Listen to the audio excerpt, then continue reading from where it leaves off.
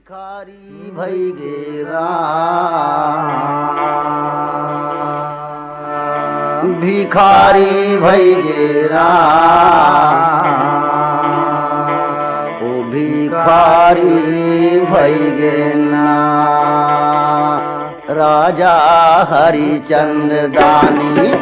भिखारी भई गे हो राजा हरिचंद्र दानी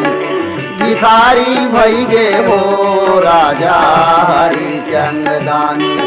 नहीं छोड़ी सकला सच के पुजारी भई गे हो राजा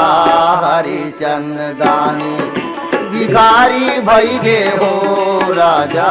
हरिचंद्र दानी।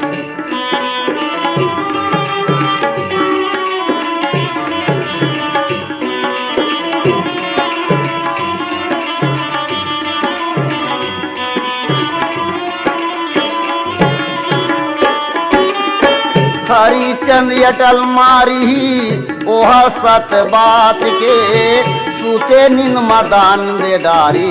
सोहाया धरात के सुते नींद मदान दे डारे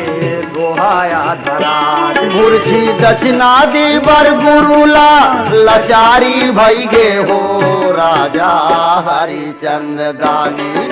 भिखारी भई गे हो राजा हरिचंद्र दानी।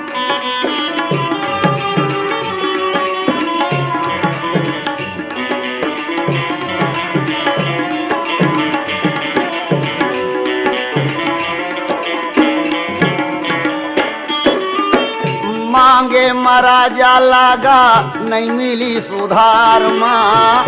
तारा मतीला बेटी भरे वो बाजार माँ।